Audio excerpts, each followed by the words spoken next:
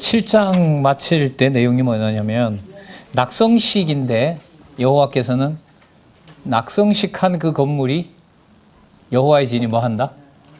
무너지고 웃음거리가 된다. 이야기거리가 된다. 이런 약속을 해주신 거죠. 참 이거는 참 쉽게 이해하기가 힘들죠. 집 지어 집에 가서 축하하러 가야지. 집 짓는 집에 가서 이 집이 얼마 후에 망해라고 하는 사람은 아마 없을 것 같아요.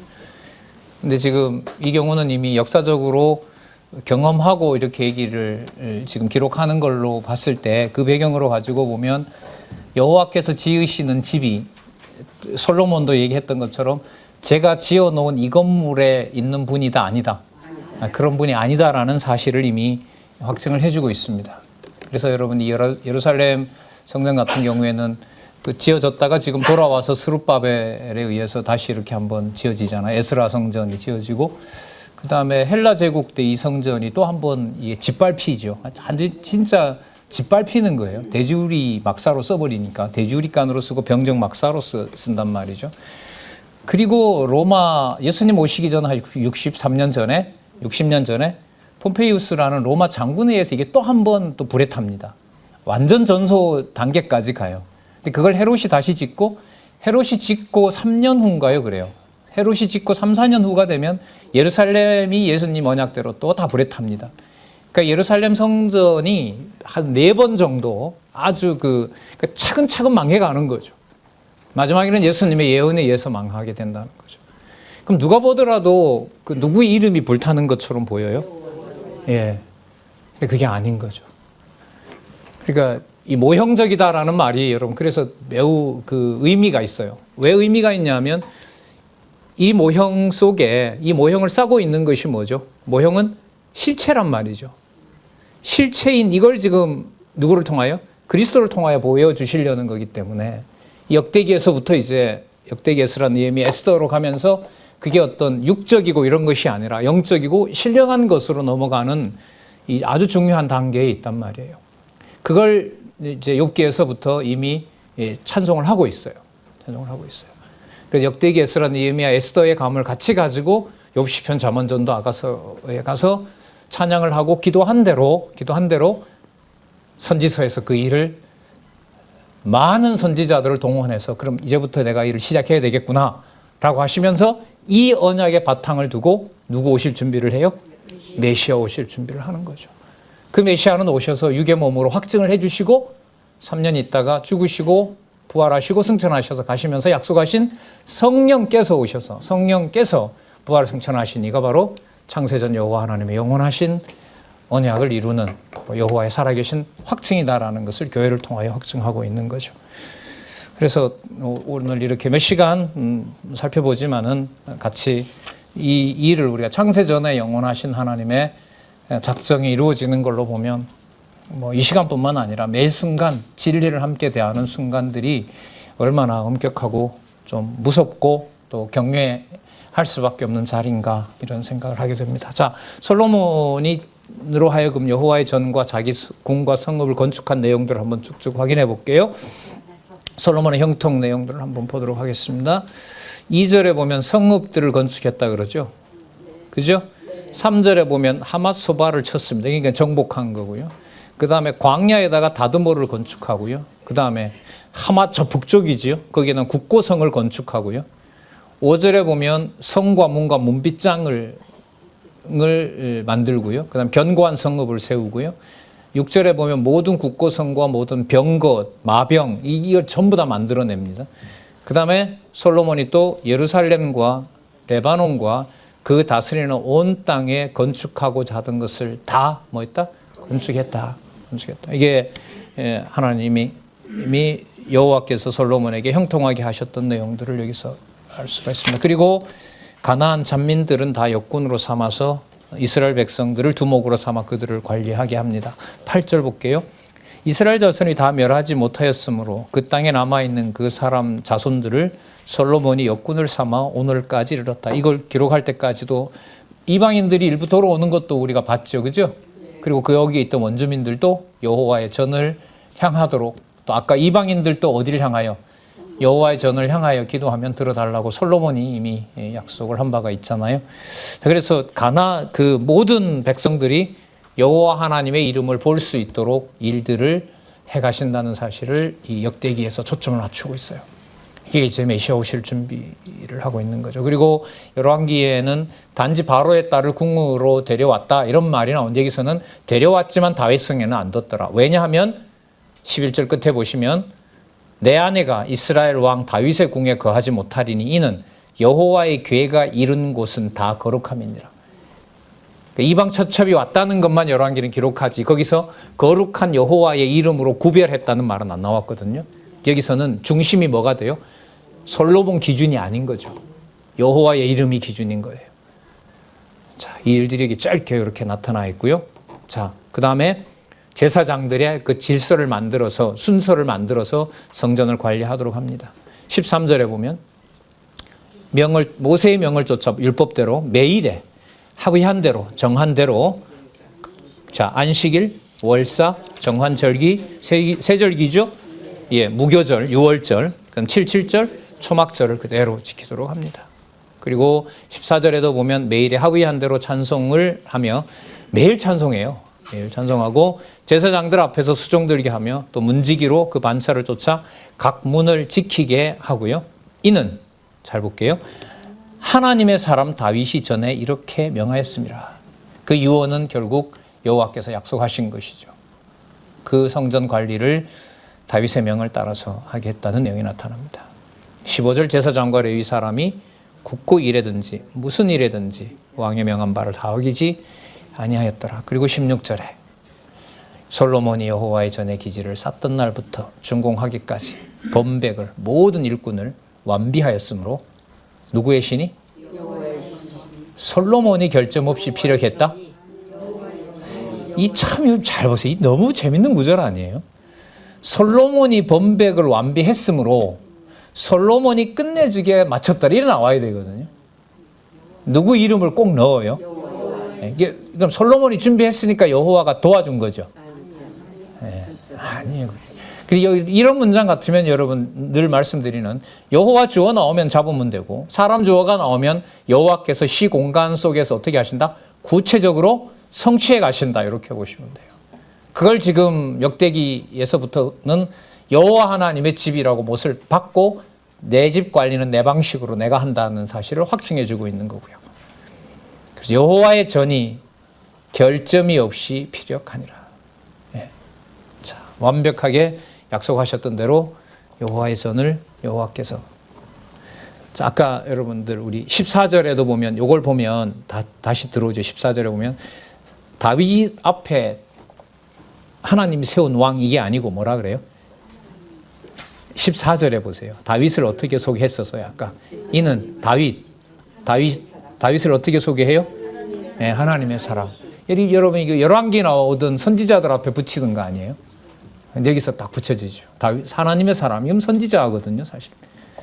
그러면 왕이긴 하지만 뭐하는 하나님의 명을 알려주는 자로. 그래서 그 명을 따라서 누가 솔로몬이 지었고 순종하게 되었고 그 다음에 여호와의 전이 어떤 결점도 없이 완벽하게 만들어졌다는 거죠.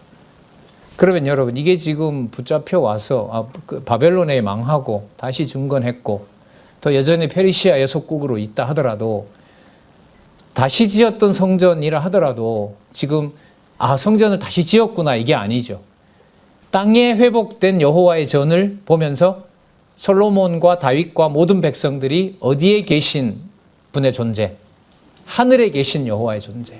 그 일들이 땅에 어떻게 된다? 완성된다는 사실에 대한 기대감이 클 수밖에 없죠. 이걸 이제 헤롯이 알기 때문에 헤롯이 예수님 당시에도 이미 성전을 짓고 있었거든요. 60몇 년째인가 그래요. 예수님 오셨을 때가. 예수님 가시고 조금 후에 이제 그 완성을 하거든요. 그 다음에 계속 짓죠. 계속 짓고 이걸 헤롯이 그 성전을 80년 동안인가 지어요. 어마어마한 대공사죠. 뭐 방해도 있고 했지만 그걸 헤롯이 거짓 왕이 알고 있잖아요. 그걸 딱 해놓으면 유대인들이 좋아할 거라고 자기 꼼수고요. 사정없이 그냥 예수님이 약속한 대로 다 끝장을 내고 성령께서 오셔서 말씀으로 하나님 교회를 세우시는 겁니다. 엄청 공들인 거죠. 그러니까.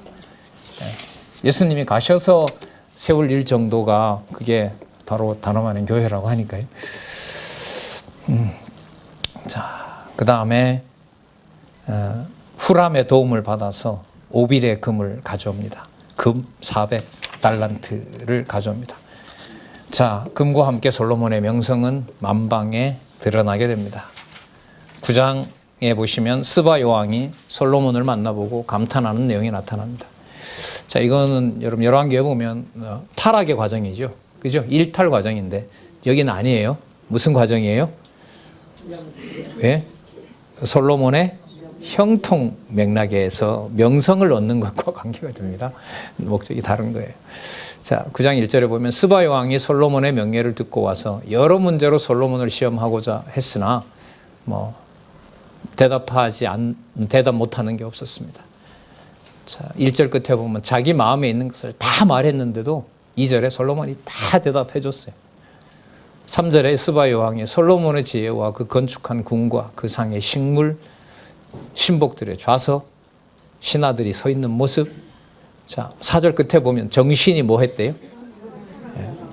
정신을 못 차리는 거죠. 맞아요. 황홀한 거죠. 자, 5절 왕께 고하되 내가 내 나라에서 당신의 행위와 당신의 지혜에 대하여 들은 소문이 진실하도다.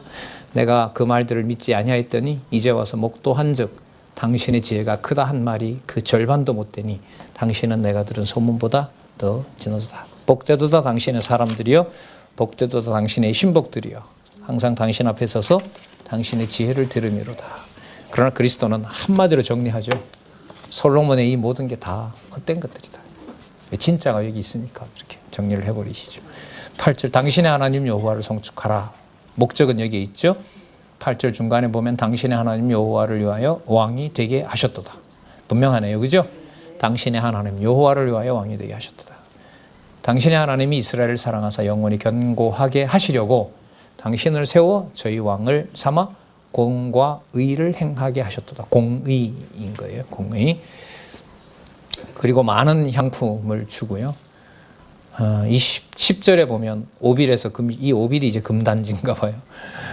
금을 실어오고 백당목도 가져오고 보석도 가져오고 11절에 보면 여호와의 전과 왕궁의 층대를 만들었어요. 그 백단목을 가지고 그 다음에 노래하는 자를 위하여 수금과 비파도 이제 백단목 가지고 만들었고요. 그러니까 진짜 글쎄 행복 그 이상으로 하나님의 이름을 마음껏 부르게 하셨다는 사실을 역대기에서 기록합니다. 열왕기는 무슨 제목이 달려 있다고요? 이게 무슨 과정이라고요? 이탈 과정이에요. 이탈 과정. 어느 게 맞다고요? 두 개 다 맞아요. 두 개 다 맞아요. 두 개 다 맞아요. 자, 여호와 하나님 계시에 맞추면 그 보여주는 일들을 여호와께서 입체적으로 보여주신다고 보면 되겠죠. 예수님 한 사건에 대해서 마태, 마가, 누가, 요한이 있는 것처럼요. 기록을 통해서 다른 목적으로 그 영원한 세계를 계시하는 거니까 한 선으로 드러날 수가 없는 거죠. 그 대표적인 예가 저는 열왕기와 역대기라고 보는 겁니다. 어디서 이제 그 충격이 있었냐면 똑같은 사건에 전혀 다른 제목이 붙어 있다는 데서 이게 붙을 수가 없는 거잖아요, 여러분. 그 솔로몬 왕의 형통과 명성 이거 하고 솔로몬 왕의 일탈하고 이게 붙어요, 안 붙어요? 이걸 정리를 어떻게 해요? 그러니까 우리 머리로는 정리가 안 되게 돼 있어요. 성경 개론은. 그래서 개론 공부는 우리 중심으로 뭔가 얘기를 하려면 개론 공부를 안 하는 게 좋아요. 말이 자꾸 꼬입니다. 말들이 자꾸 충돌이 일어나게 되고. 그러면 개론 공부를 여호와 하나님께서 시키는 이유는 누구 살아계신 증거로 여호와 하나님 살아계신 증거를 여호와 하나님께서 그게 최악이든 최선이든 하나님 보실 땐 빛과 어둠이 뭐라고요? 일반이에요. 일반이에요. 그 차원으로 지금 데려다 놓고 있는 것이 이제 올해 여러분 완간된 4차 개정판이라고 보고요. 이게 저는 종결 기분인 거죠. 다 끝났다 이제. 다 끝났고 오빌의 금처럼 못 주워 담으면 무조건 손해다 이거. 그리고 아까도 여러분 들으셨지만 인도에서 힌디어로도 이렇게 힌디어로도 인도가 여러분 영국 지배를 받았잖아요. 그러니까 영어도 보고 힌디어도 보면 아마 효과가 클 것 같아. 그렇게 해서 저자의 출판을 허락해달라. 이렇게 아까 전갈이 왔다고 하더라고요. 그래도 오빌의 금이 좋죠. 뭐 결혼보다가.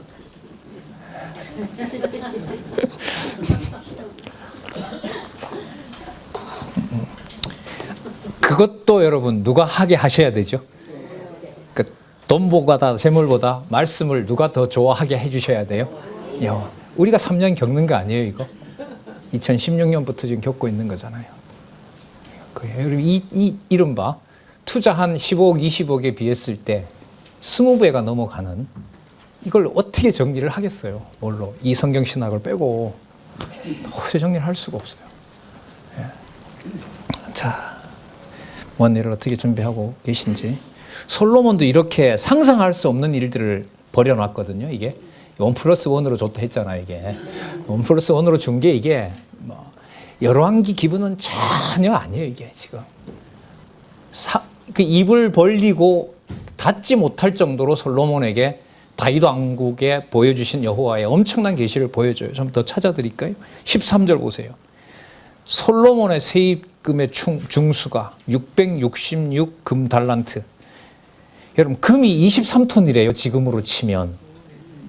금이 23톤이다. 아마 3개를 살 것 같은데요. 3개 있는 금 23톤 안 될 것 같은데 모르겠어요.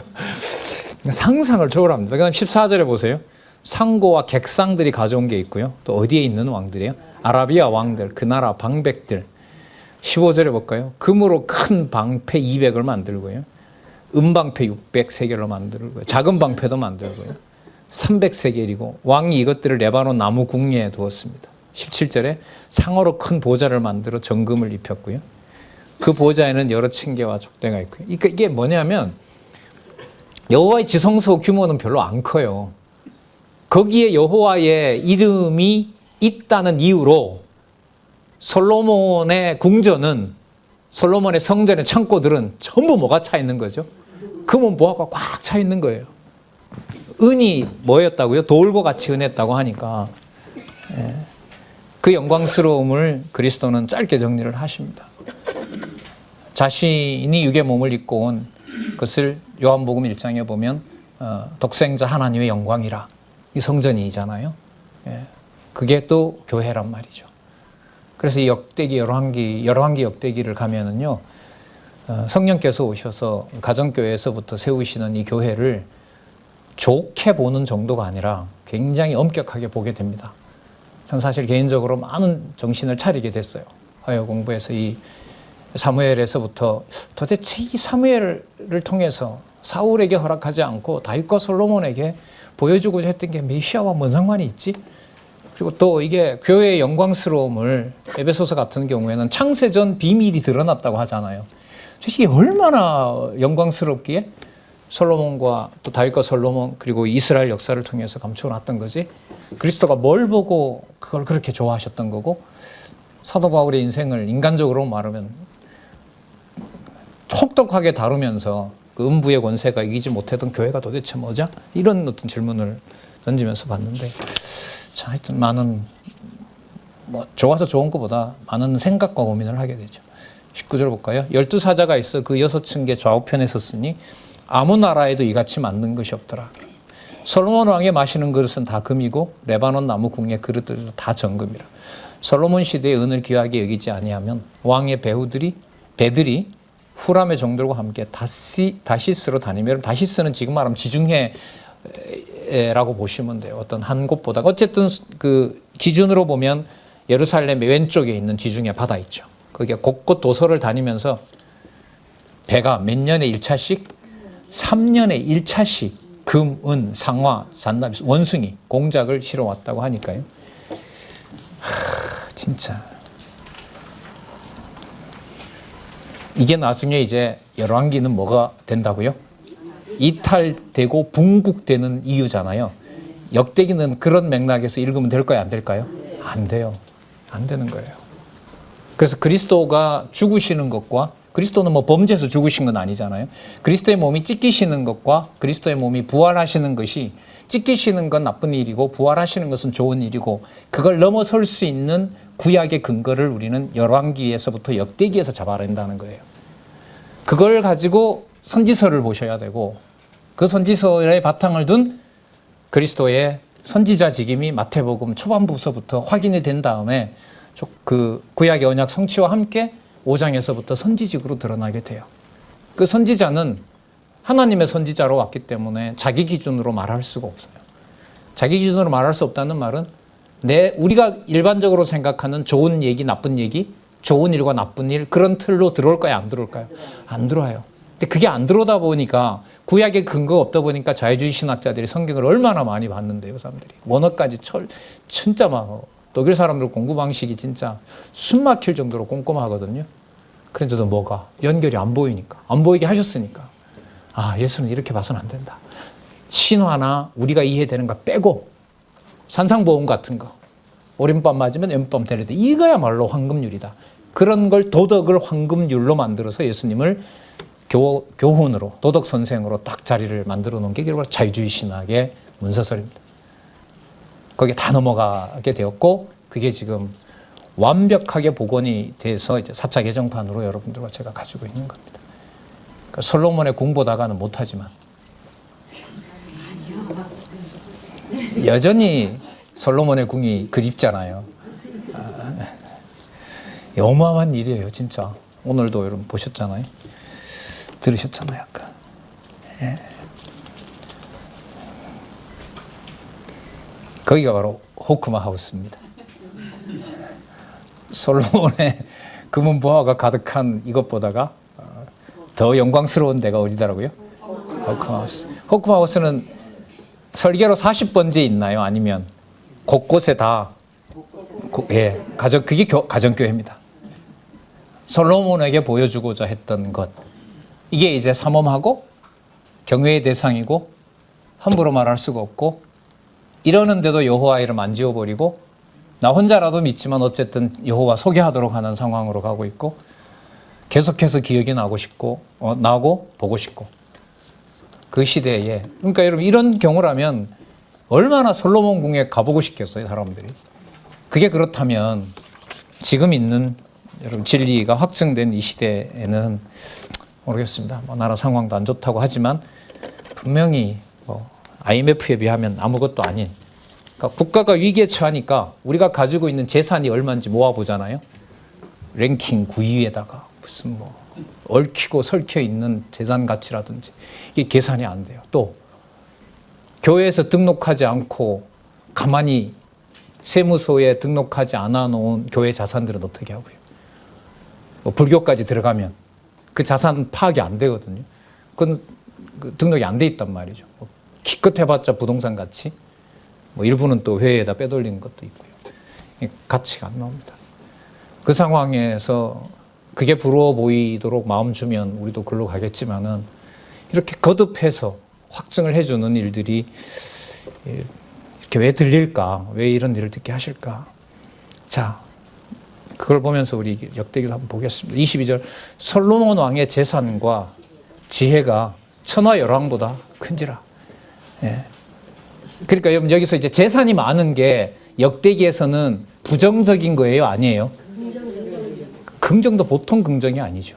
그러니까 하늘에 있는 영광스러움을 내가 전부 어디에다가 다윗이 준비하고 솔로몬이 준비했던 데 다 쏟아부었다 이 말이에요, 지금. 하나님께서. 그 영광스러움을 이제 그리스도가 오셔서 확증하셨고 그걸 이제 교회를 통하여 확증해 주신다는 거죠.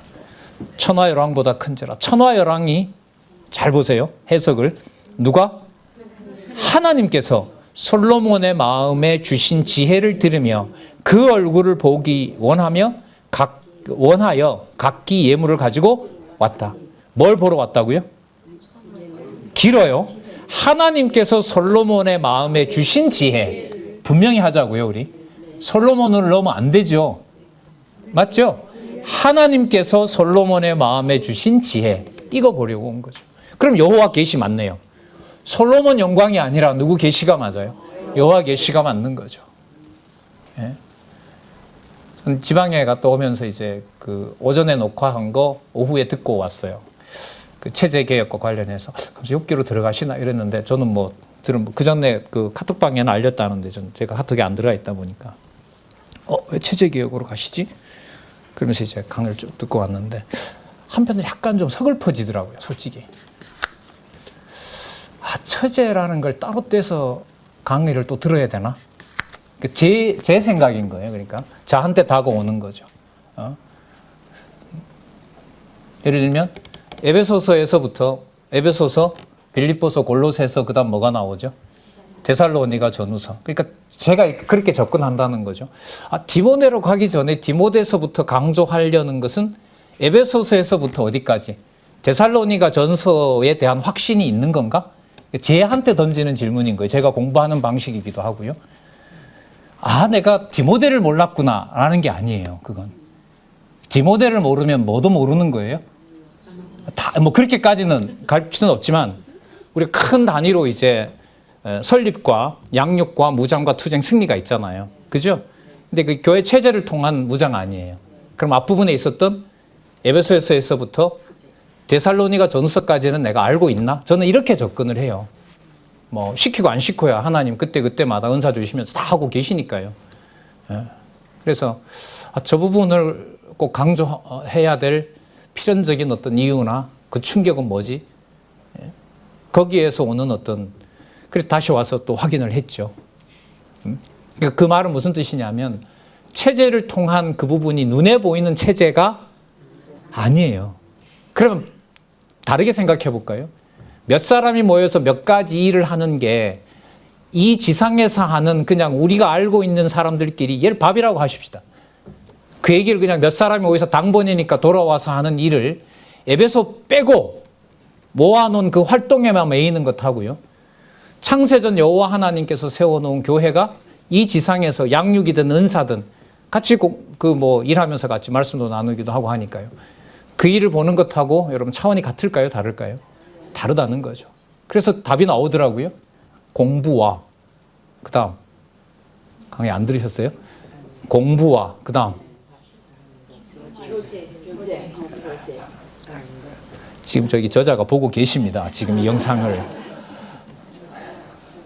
공부와 교제와 도모와 맞죠? 네. 그게 따로 떨어질까요? 하나 안 되면 다 안 되는 거고 하나 되면 다 되는 걸까요? 안 되면 다 안 되는 하나 되면 다 되게 하시는 거라고 봐요. 그래서 이제는 요만큼은 됐으니까 요 다음부터 내가 일해야지 이런 게 아니에요. 오히려 보면 몸은 지쳐도 뭐는 더 보게 하실 수 있어요? 몸은 지쳐도 뭐는 더 보게 해요? 그렇죠. 그러니까 뭐가 돼요? 편안하게 앉아서 그냥 듣던 공부가 아니라 몸으로 뭔가의 수고와 에너지를 뽑아내게 하면서 다시 어디로 돌아가게 해요? 진리의 말씀으로 다시 공부로 돌아가는 거죠. 그 세 가지가 아니라 그걸 이렇게 삼각형으로 보셨으면 좋겠어요. 삼각형에는 우선순위가 있어요, 없어요? 서로 다 맞물려 있는 거잖아요. 그죠? 그 중심을 누가요? 성령께서 끌어 가신다는 거죠. 네. 자,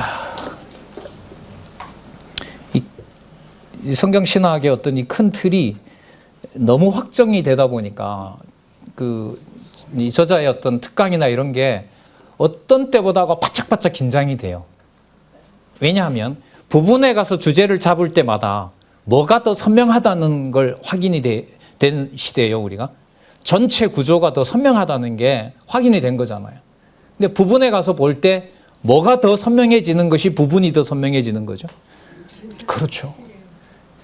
여러분, 이런 사고방식이 뭐 혁명이라고도 하기에도 아쉬운 이제 엄청난 대변혁이 전 일어났다고 보거든요. 자, 어느 정도인지 여기서 또 밝히고 있어요. 이런 맥락에 또 한번 보자. 26절 볼까요?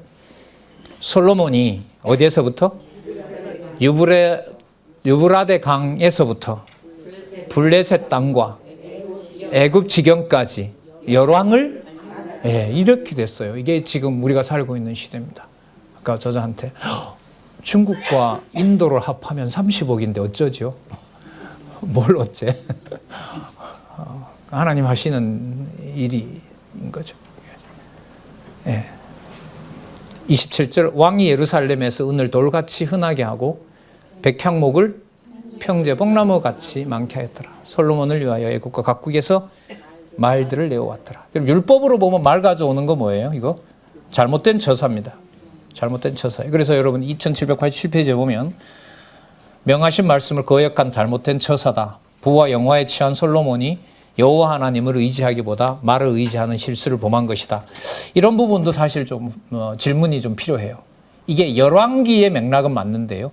이게 이렇게 여기서 딱 끝나버리면 이 주어가 뭐예요? 주제가 뭐죠? 솔로몬의 뭐예요? 형통과 뭐예요? 명성이고 위로 올라가면 뭐가 돼요? 다윗 왕조의 번영과 보호로 간단 말이에요. 그러니까 이런 부분들이 이제 질문이 좀 필요해요. 그래서 어떤 분 얘기대로 본문 공부가 되고 개론으로 오고 갈 때 이렇게 의문이 생기고 공부를 더 저자가 있을 때 확인하고 싶다고 그렇게 얘기를 하시더라고요. 그러니까 저는 뭐 적극 추천한다 그랬죠. 옛날 여러분 여기 장안중앙교회에서 로고스 신학연구원 처음에는 한 달에 한 번, 나중에 2달에 한 번씩 모일 때 사실 이 성경신학 확인하자고 했던 건데요. 그냥 다 개인 연구로 가서 그렇게 그냥 그런 시간으로 지나가 버렸습니다만은 지속적으로 더 밀도 있게 우리 여기 또 목사님들도 계시지만은 신학을 전문적으로 하는 분들이 구조와 본문을 끊임없이 확인하는 그런 공부가 저는 필요하다고 봅니다. 자, 그럼 볼게요. 솔로몬이 즉위 40년 후에 죽고 르호보암이 왕이 됩니다. 여러분 아까 그러면 솔로몬에게 줬던 지혜로 천하 열왕이 전부 조공을 가져오잖아요. 조공을 가져온 게 열왕기에서는 여러분 르호보암이 오면 나라가 이탈해서 뭐 되는 분국되는 데 초점이 맞춰지잖아요. 근데 지금 이 역대하의 주제가 뭐예요?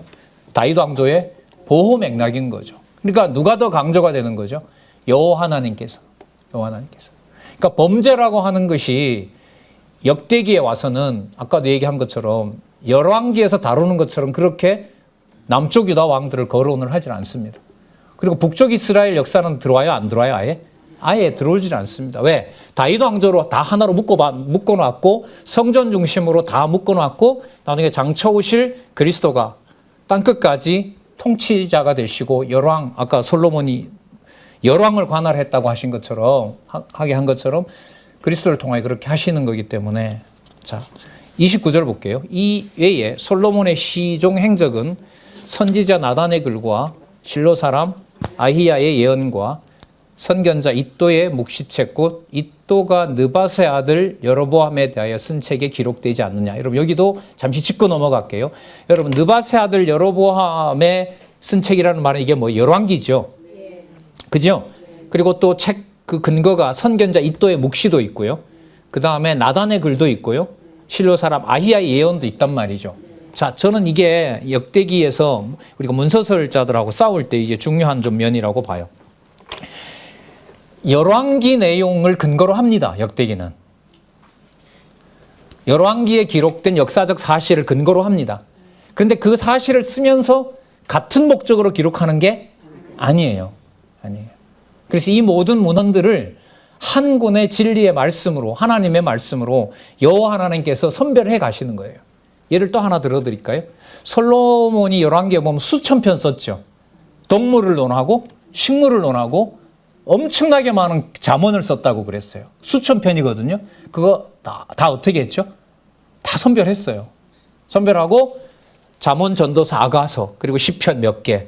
그게 진리의 말씀으로 남도록 하고 그걸 보존시킨 거죠. 누가 하시는 일이죠? 그렇죠. 진리를 기록하는 하나님의 영. 이른바 보혜사 성령께서 문헌으로 남겨놓은 하나님의 말씀인 거예요. 지금 이 내용도 보면 다른 부분에도 사실 나옵니다. 이게 뒤에 어딘가에 나오는데 열왕기 내용을 이미 바탕으로 하고 있어요. 근데 바탕으로 하고 있지만 동일한 내용을 다른 의미로 보여주고 있는 거예요. 이걸 확증을 해놓은 게 여러분 의미 분석 성경 개론입니다. 충돌이 일어나면 학자들은 더 이상 작업을 못해요. 진전을 할 수가 없어요. 여러분 우리 책도 아닌데 훈민정음, 해례본 이런 거 나오면 몰라도 1조 원이 된다는 몇 천억 된다는 남의 나라 역사책에 무슨 종류가 있는지 우리하고 무슨 상관이 있어요. 그러나 일이 하나님께서 하나님 살아계신 증거를 메시아 오시는 언약으로 확증해 놓고 있는 부분이기 때문에 이런 부분들이 들어오는 거죠. 자, 그 다음에 분국 시대의 보호로 갑니다. 자, 르호보암의 치정 시대를 보시면은요. 백성이 르호보암에게 명예를 가볍게 해주라고 요구합니다. 그러나 노인과 솔로몬의 동료 중에 그 르호보암의 동료들 중에서 누구의 말을 듣게 되죠? 젊은 사람들의 이야기를 듣게 됩니다. 자, 이 부분은 좀 내용을 좀 이렇게 알기 때문에 조금 넘어가서 볼게요. 10절에 보시면 10절에 함께 자라난 소년들이 왕께 고하여 가로되 이 백성들이 왕께 고하기를 왕의 부친이 우리의 멍에를 무겁게 하였으나 왕은 우리를 위하여 가볍게 하라 하였은즉 왕은 대답하시기를 나의 새끼손가락이 내 부친의 허리보다 굵으니 내 부친이 너희로 무거운 멍에를 매게 하였으나 이제 나는 너희의 멍에를 더욱 무겁게 할지라. 내 부친은 채찍으로 너희를 징치하였으나 나는 정갈로 하리라. 이렇게 했습니다. 자, 3일 만에 여로보암과 백성들이 르호보암에게 와서 세금을 낮춰 달라라고 얘기를 합니다. 자, 그럴 때 같이 자란 이 소년들의 가르침을 따르게 됩니다. 이게 사실 맥락으로 보면 이것도 사실 안 맞는 게 번역이 이 르호보암이 왕 될 때 나이가 41라고 나오거든요. 사실 소년은 아니에요, 이게. 다 철이 든 청년인데 어쨌든 같이 자랐던 그 사람들의 얘기를 받아들이는 거죠. 원로들 얘기는 이제 물리고. 자. 그래서 그대로 얘기합니다. 14절 끝에 내 부친은 채찍으로 너희를 징치하였으나 나는 전갈로 하리라. 전갈로 하리라. 15절 왕이 이같이 백성의 말을 듣지 아니하였으니 잘 볼게요. 이 일은 하나님께로 말미암아 난 것이라. 이 말이 들어가고 안 들어가고 차이가 조금일까요? 말이 질문이 끝나기 전에 대답해 주니까 진짜 좋네요. 예. 이게 역대기 특징입니다. 이게. 그러니까 범죄하든 이른바 그 하나님 볼 때 의를 행하건 불의를 행하건 이거 다 초월해요. 초월하고 그 일을 누가 한 것이었다? 자, 여기서 중요합니다. 누구 집이니까? 그렇죠. 이렇게 잡으시면 돼요. 여호와의 집이니까. 그래, 어디까지 잘했고 어디까지 못했고 이걸 나누어서 역대기를 가지고 도덕 강론으로 가면 이건 끝나는 거예요. 이건 도저히 걷잡을 수가 없어요. 자, 이게 키입니다. 이 일은 하나님께로 말미암아 난 것이라. 여호와께서 전에 실로 사람 아히야로 느밧의 아들 여로보암에게 고한 말을 응하게 하려 함이니라. 여러분, 역대기에는 실로 사람 아히야가 느밧의 아들 여로보암에게 뭐라고 말했는지 역대기엔 나오지 않습니다. 그럼 이건 어디 가서 봐야 돼요? 열왕기에 가야겠죠. 그럼 역대기는 뭘 바탕으로 하고 써요? 열왕기를 바탕으로 하고 쓰죠. 그러나 그 동일한 사건을 똑같이 쓰는 것이 아니라 뭘 다르게 본다? 의미를 다르게 본다는 거죠. 이걸 나중에 성경 쓰는데 여러분, 예를 들면 마태복음에 나타난 마테마가 누가 요금해서 예수님에 대해서 4가지를 입체적으로 보여주는 걸로, 자, 후반부로 갈수록, 그러니까 마태복음에서 요한복음으로 갈수록 어디에서부터 어디로 올라가는 구조예요? 어디에서 어디로? 지상에서 어디로? 지상에서 어디로? 본성으로, 이 신성으로 쭉 올라가는 거 아니에요? 이 구조란 말이에요. 예. 자, 그리고 또 나온 김에 사도행전 1장 12절부터 요한계시록까지 성령에 의한 성취죠. 부활 승천하신 이가 누구다? 그리스도다. 다시 오실 분이고 그분은 창세 전에 계셨고 분명히 이 땅에 육의 몸을 믿고 오신 분이다. 이거잖아요. 자, 그러면 이렇게 보시자고요. 5가지가 이게 시간 순서나 논리적 순서가 아닙니다. 이렇게 보시면 돼요. 예루살렘에 교회가 섰어요. 예루살렘 교회가 섰습니다. 5가지 입체적인 관점이 필요한 거예요. 자, 예루살렘에 교회가 섰습니다. 누가 세웠죠? 자, 누가 키우세요? 자, 그럼 이 뒤로 자꾸 가는 거죠. 그러면 누가 무장시키실까요? 그 다음에 누가 투쟁하게 하실까요? 누가 승리하게 하실까요? 누가 오셔서? 그렇죠. 재림하셔서 이런 거예요. 그래서 5가지가 시간 순서로 이렇게 이해하시면 안 돼요. 다르게, 좀 쉽게 말씀드리면, 가정교회가 소규모로 어디에 섰다. 그러면 큰 틀에서 요한계시록에서부터, 아니, 사도행전에서부터 요한계시록이 다 들어와 있는 거예요. 누가 세우기도 하시고, 2명은 아니고, 5명 이상, 10명 이상? 안 돼요. 전 이거 진짜 정신 번쩍 차리게 된, 진짜, 이거는 이 전체 구조가 들어올수록 그래요. 그래서 우리가 가정교회의 가치를 너무 몰랐잖아요. 그 둘이 모아놓은 걸 왜 모아놓은지 모른 거 아니었어요, 사실. 그 다음 세대가 어떻게 될지 진짜 저는 궁금하고요. 왜냐하면 그 교회를 누가 세우시는 거니까? 성령께서 세우시는 거니까. 자, 그 다음 두 번째. 누가 양육해요? 그게 여러분 두 번째 울타리라고 보시면 돼요. 누가 무장시켜요? 성령께서. 누가 투쟁시켜요? 성령께서. 누가 승리하게 해요? 그러면 보세요. 어떤 교회가 섰을 때 그 교회는 5개의 뭐가 있는 거죠? 보호막이 있는 거예요. 누가 보호하시는? 성령께서. 그리스도가 오셔서 확증할 때까지, 천년왕국 때까지 천년왕국의 성도의 기준은 순교자입니다. 지상에서 지금도 가족 단위로 죽는 분들이 있어요. 북한은 꽤 있고요. 중국에서도 걸리면 사회 공개 처형은 안 합니다만 일가족 그냥 여행 정지부터 해서 KTX 표 사는 거 일체 전부 다 부릅니다. 못 다녀요, 못 다녀. 신용카드 다 걸어놔요. 생활을 할 수가 없어요. 그 감시 시스템이 가장 잘 돼 있는 나라가 중국이거든요. 걸리면 그냥말로 끝장이 납니다. 아랍권에서는 죽기도 하고요. 온 가족이 다 몰살당하기도 하고요. 처참하게 죽이죠, 사실. 진짜 막 너무 잔인해서 다 영상 처리한 걸로 봤는데 무서워요, 진짜. 가정교회에서부터 보여주시는 성령의 능력, 신령한 교통으로서의 교회가 여러분 이 5개의 보호받으면서 내용으로 보면 사도행전에서부터 요한계시록까지 또 쭉쭉쭉 내려오면 점점 그 내용들이 쫙 연결이 되죠. 네. 자, 그래서 여러분 다시 역대기로 돌아오면 금은 보화가 깔려 있고 형통함을 보여주시고 또 여호와 하나님께서 걸러낼 거는 걸러내고 또 여호와 하나님 하신다는 거 계속해서 선지자를 통해서 알려주고. 참 볼까요? 자, 르호보암을 배반하니까 르호보암이 뭐 하냐면 그 나라를 치러 갑니다. 자, 그런데 누가 말리죠? 자, 보자고요. 17절에 볼게요. 17절부터 보겠습니다. 그러나 유다 성읍들에 사는 10장 17절 이스라엘 자손들에게 르호보암이 그 왕이 되었더라. 르호보암의 왕이 역군의 감독 하도람을 보내었더니 이스라엘 자손이 저를 돌로 쳐 죽였더라. 그러면 남쪽 유다 다윗 왕가는 축소되는 거죠. 이 경우로 보면 그렇죠? 넓히려고 갔는데 맞아 죽었잖아요. 그죠? 예. 이게 바로 여호와 하나님이 자기 집을 관리하는 과정인 거예요. 누구 집이니까 누가 관리한다? 내 집이니까 내가 관리한다. 그러면 역대기에 있는 18 과정이고 여로보암과 똑같이 악행을 범하는 자의 범주로 르호보암을 읽을 수가 없는 거예요. 이건 다른 맥락인 거예요. 자, 그럼 또 볼게요.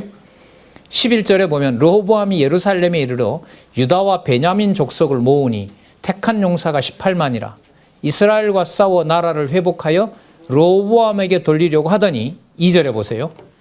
여호와의 말씀이 하나님의 사람 스마야에게 임하여 가라사대 솔로몬의 아들 유다 왕 르호보암과 유다와 베냐민의 이스라엘 무리에게 고하여 이르기를 뭐라 그래요? 말씀이 뭐라 그럽니까? 올라가지 마라. 너희 형제와 싸우지 말고 각각 집으로 돌아가라. 이 일이 내게로 말미암아 난 것이라. 왜 나라 적어 보이냐?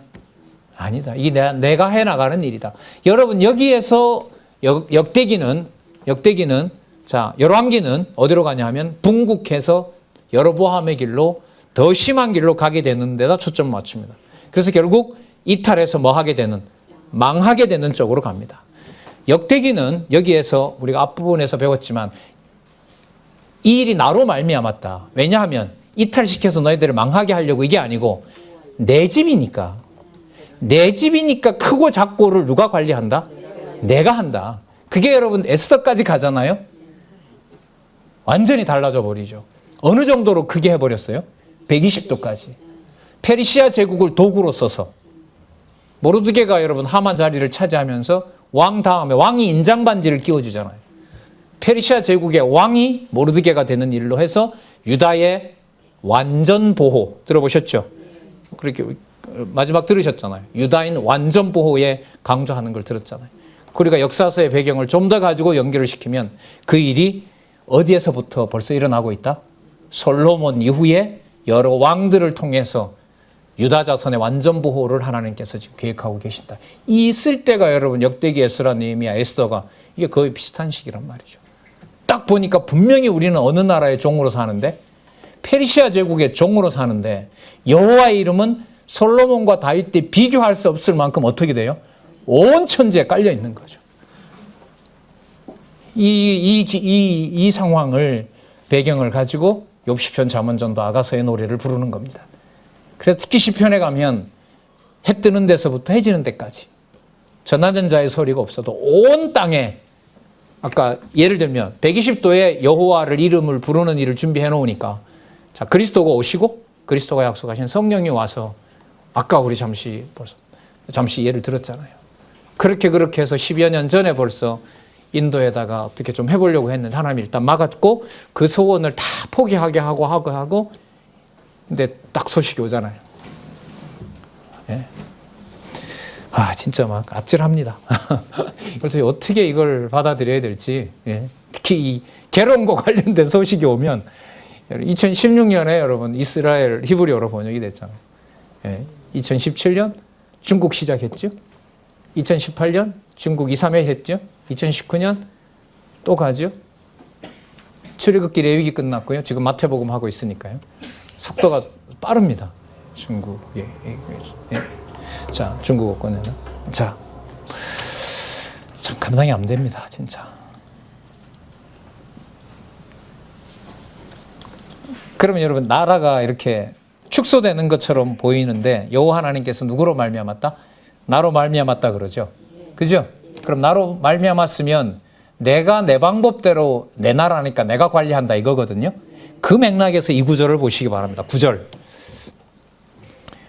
아도라임과 라기스와 아세가와 소라와 야알론과 헤브론이니 다 유다와 베냐민 땅에 있어 뭐 한다? 견고한 성읍이라. 자기가 해보려고 보냈을 때는 돌에 맞아 죽었죠. 그죠? 근데 이게 지금 주제가 뭐냐 하면 다윗 왕조의 보호고 솔로몬 왕의 번영이고 분국시대의 번영을 보호하는 거거든요. 번영 다음에 보호는 붙여야죠. 번영한 것을 여호와가 뭐 하시는 거죠? 보호해서 다윗 왕조를 계승하여 존속시키는 거란 말이에요. 자, 또 볼게요. 11절. 르호보암이 이 모든 성읍을 더욱 뭐하게 하고 견고하게 하고 장관을 그 가운데 두고 양식과 기름과 포도주를 저축하고 각 성읍에 방패와 창을 두어 뭐하게? 심히 강하게 한지라. 그러니까 뺏겼으니까 안 쳐들어오게 하려고 심히 세웠다. 이게 아니에요.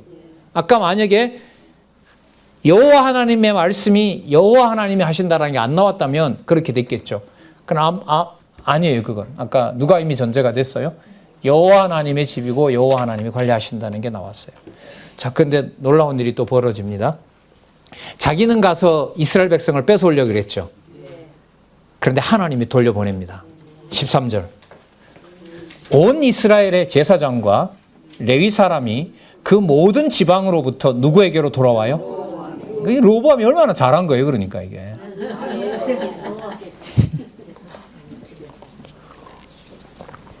그렇게 역대기를 보시면 안 됩니다. 안 돼요. 안 돼요. 르호보암에게로 돌아오되, 자, 왜 돌아왔느냐? 15절 볼게요. 여로보암이 여러 산당과 수염소 우상과 자기가 만든 수송아지 우상을 위하여 스스로 제사장을 자기 멋대로 세우는 거죠.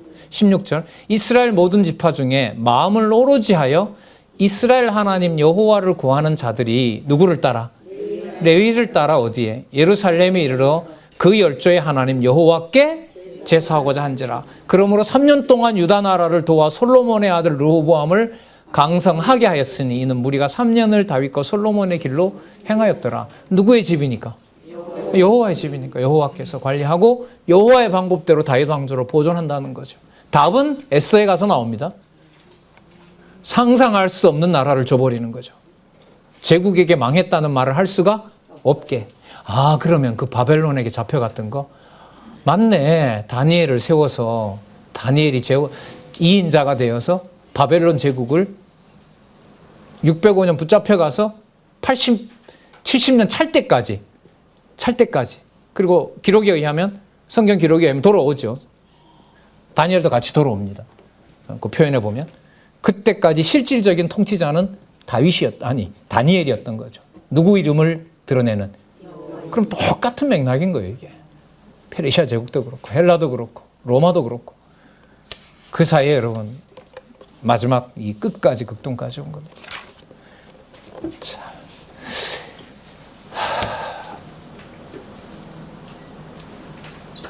여러분, 그 다음에요. 르호보암의 처와 첩과 자식들의 숫자가 나옵니다. 아주 부도덕한 내용이 나와요. 자, 읽고 말씀을 드릴까요? 21절. 르호보암이 아내 18명, 첩, 그래도 아버지보다는 덜 하죠. 그렇게 해서 아버지보다는 덜 타락했다. 이렇게 결론을 내리면 맥락이 뚝 끊어집니다. 이걸 오해하시면 안 돼요. 이렇게 했으니까 나도 그렇게 한다. 이것도 잘못된 거죠. 이것도 성경을 그렇게 갖다 붙이면 안 되는 거예요.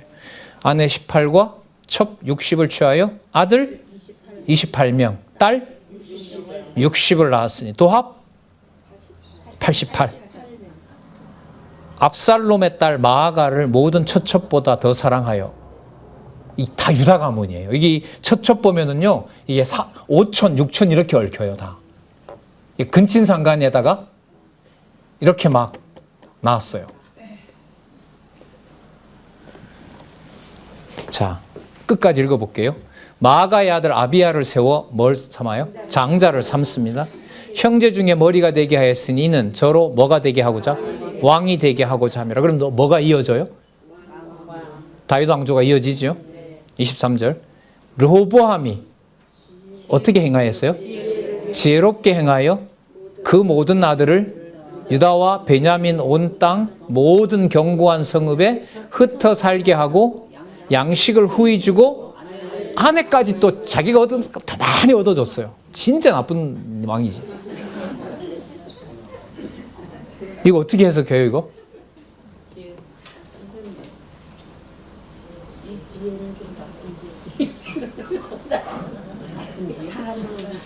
(2801) 밑에서부터 하나, 둘, 셋, 넷, 다섯, 여섯, 일곱. 르호보암이 부패한 생활을 했음에도 불구하고, 근데 이걸 역대기 전체에서는 부패했다 안 했다 이걸 별로 문제로 안 삼아요. 왜? 이런 걸 두고 선지자를 보내서 여기서 책망하지 않거든요. 역대기는. 자, 여호와께서는 뭘 베풀어? 은혜를 베풀어 다윗 왕가를 아주 멸하지 아니하였다. 왜냐하면 근거 하나를 제시하고 있습니다. 사무엘하 7장 16절. 뭐와 상관없이, 행동과 상관없이 누구의 집이니까? 여호와의 집이니까. 누구 방법대로? 여호와의 방법대로. 하는 짓으로 보면 당장 멸해야 되지만 진짜 뭐로? 악을 선으로 바꿔버려서 여호와 하나님 일을 해가시는 거죠.